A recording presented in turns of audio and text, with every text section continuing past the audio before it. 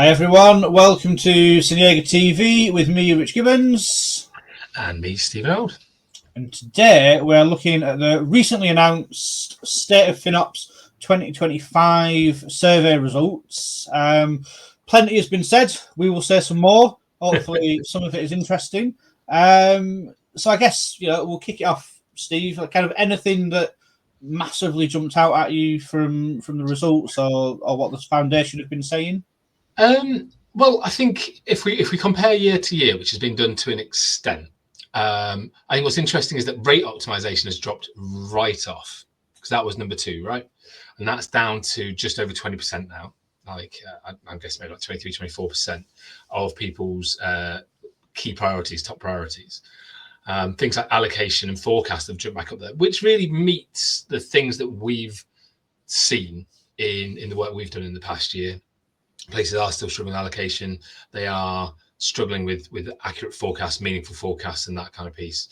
The workload optimization, waste reduction still being a problem. Well, I can't see that changing anytime soon, because you need all the building blocks. The kind of the 4 below it, which are the next 4 biggest, which is full allocation of cloud spending, accurate forecasting of spend, FinOps governance and policy at scale, and organizational adoption/alignment, are all critical to success in workload optimization and waste reduction. So it makes sense that other things need to be put in line to do that. I always kind of say you can get low-hanging fruit in FinOps. It's relatively easy, quite straightforward. It can still be really challenging depending on how your organization's set up, right? But that bit's easy. When you then start getting into more complicated changes and improvements, it gets even harder.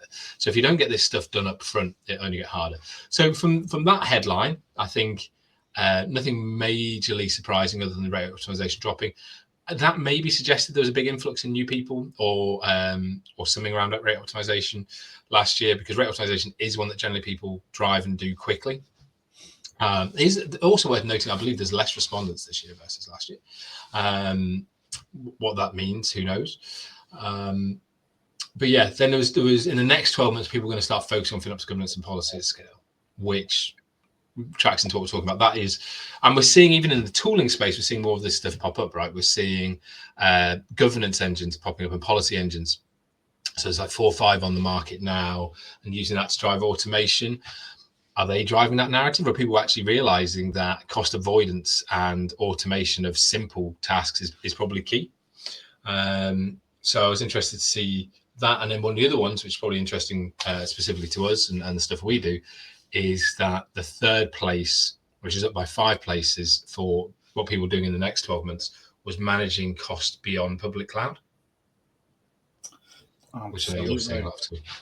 Yeah. So, I mean, I guess, with those, the rate optimization, is that perhaps that most of the people who responded feel that they've kind of done that now? So. It's not that it's less important, it's just that they've ticked it and they're on to the next thing. So as you say, if next year, if through 2025 there are loads of new people coming into FinOps, we might see that spike up again next year when... And I think possibly. I think it's also just not that hard a thing to upskill yourself on. And I shouldn't say this because this is one of my areas of expertise, right? But one of the organizations we've been working with, you and I both worked with, right? Really wonderful people. They were probably middle of the road in what they were doing with rate optimization stuff 12 months ago. They're now doing some fantastically complex things, bringing out far better effective savings rate, using it to help hit other commitments, bits like that. And yeah, I've given them some pointers on how to do some of it, but they've been able to upskill largely themselves, and they're doing some brilliantly advanced things.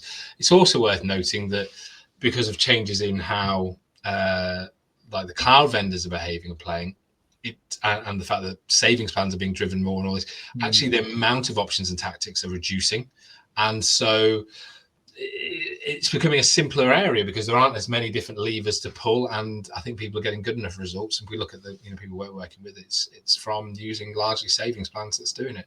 So we may be seeing an influx in it again. I think the main thing is it was just surprising how high it was last year, and I think it was a bit of a freak rather than that's an expected long-term high. But sometimes you're doing these things from a burden of knowledge, right? I think these things are simple because I've been doing this for like 7-8 years. I've been kind of had an expertise in that particular field. Everything's easy when you know the answer. Well, exactly. But I also think it's something that I can give people the answer in like a few hours versus trying to solve how you get organizational alignment. It's a huge task in comparison. So organizational alignment is the top way to achieve priorities. That's been voted 40% of people, which is actually, is that down by 9% year on year? But I still think it's going to be a top priority the year after. You know, that I see hanging around and remaining. Yeah, I agree, and you're right. Organisational alignment is down 9%. So I guess because they're saying that's a positive thing. So I suppose they're taking that to mean if it's down, that's because people have achieved against it. Yeah.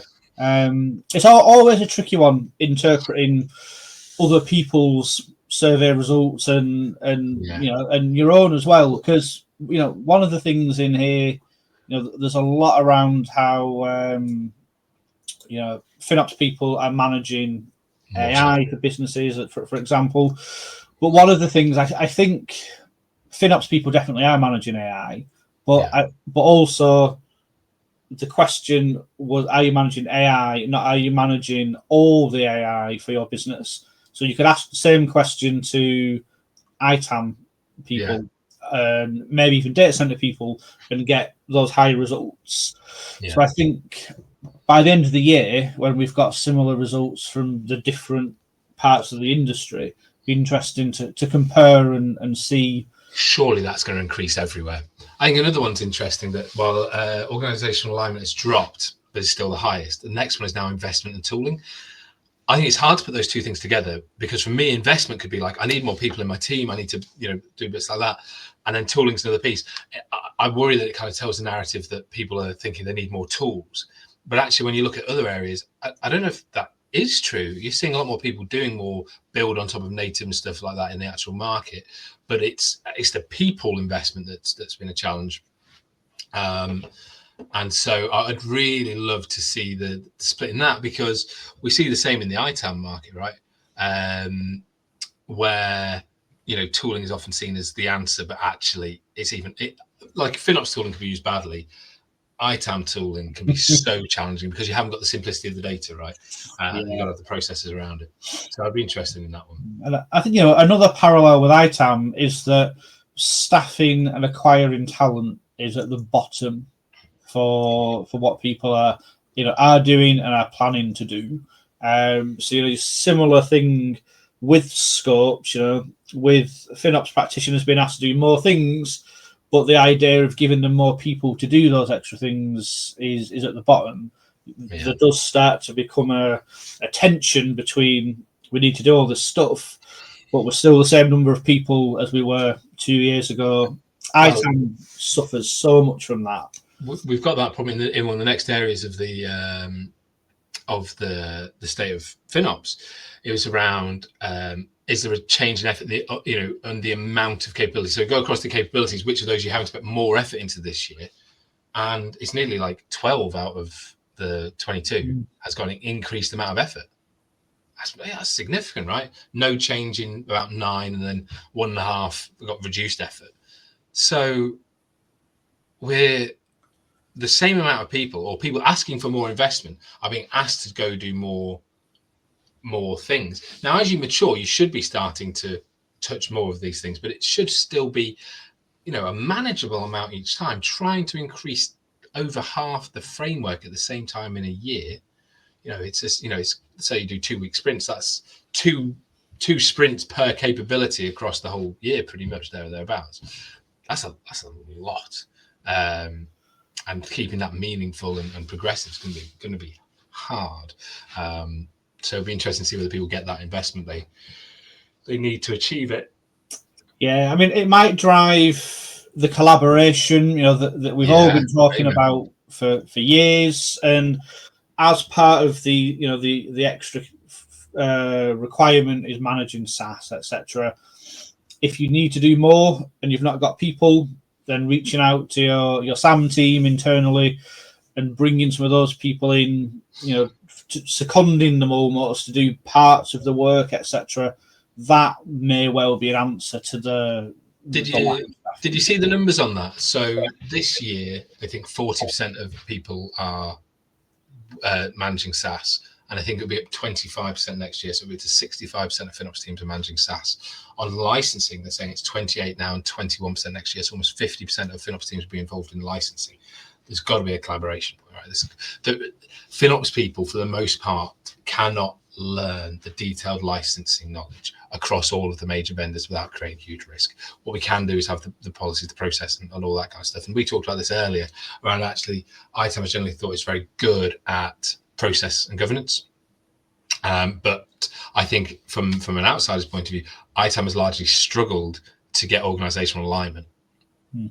Yeah, and I think, it may well be the case that FinOps can learn from ITAM's struggles. And what we do see, organizations where ITAM does get that buy-in and that alignment, then, it's rapid expansion, policies, governance across the whole business, really strong framework.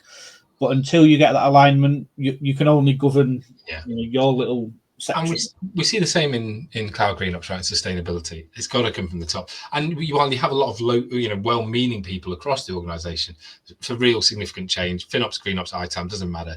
The organization executives have got to be on side. I guess the only other one that kind of jumped out to me was how many people have plans to use Focus. That's quite surprising. But if it does start including SaaS, I think you mentioned to me that there is a particular part of the 365 data if you are buying in a very certain way. Yeah. So if you buy through the MCAE agreement, you get your Microsoft 365 billing through your Azure bill. So it comes through as focus data.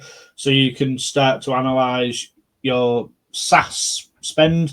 But if you buy any other way, enterprise agreement via a reseller, you get it in a different format. So it can be done, but it's a whole other video as to the motives and the problems behind that whole thing. But we see Datadog as well are pushing in that world. Databricks, I saw on LinkedIn, someone was saying about was asking how many people would like to see Databricks data in Focus. They're planning potentially coming to San Diego. All of that suggests to me they're going to try to drop an announcement saying they're going to do that. You get enough big names doing it, then the other bigs have got to follow, right? Yeah, absolutely. Yeah. So I think, and that will make things so much easier when you can. Do you know what I've not seen yet? And maybe I'm wrong. Maybe this is mad, but a lot of FinOps and ITAM tools are SaaS, right? Are they dropping their billing data into? Wow. Maybe they are. If you are and you watch this, please tell us. We'd love to celebrate that. But surely they're dealing with focus data. Surely that's got to be a step forward. You'd think so. But, ironically, one of the things that I've found hardest over the years is to get clear data on the licensing of ITAM tools. Really? So, it's always a little bit difficult. It's kind of private. You get this. Should we start a campaign? It's got to be clear, right? These things have got to be clear. Yeah. There we go. And then also the sustainability data. Most organizations aren't reporting carbon, but there's no need to for most, so that still makes sense. We're expecting that to increase in Europe. So I think North America was flat year on year, is that right? Exactly, yeah. Expectations year on year were flat. Europe was increasing. But then for the most part, it was quite interesting what they were doing. Some were just showing it, some were showing some of the optimizations, which also suggested the cost ones and using it as a lever for that. Very few were optimizing purely based on carbon impact. I don't think that's massively shocking. I think most organizations try to tie them together in the nature, but also, is it the FinOps team that would manage it if it's purely for carbon? I don't think the link between FinOps teams and sustainability teams is that strong yet. We'll see. We will see. Absolutely. I mean, we could, we'll probably dive into other bits in other places, and we have got a blog on our site that goes into written by Jordan, yeah. But I think we've covered the main things, and as always, if anyone's got any thoughts, anyone disagrees with us, let us know. Perfect. And if you've not been reading it along the bottom, do join us for our Cloud Green Ops Masterclass on the 25th of March at 2 p.m. I think we've got Frank Conchbar coming with us from Green Pixel. Oh, yeah. As well, who obviously, for those who listen to my podcast, see we do podcast. We're also going to be at the Cloud and AI Infrastructure event 2025 on the 12th and 13th of March. Yep.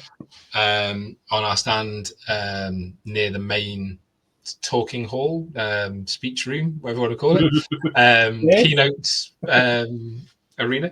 So do come and see us there as well. Rich, thank you so much. We'll probably have more to talk about this in future, but hopefully a few different talking points compared to what people have mentioned so far.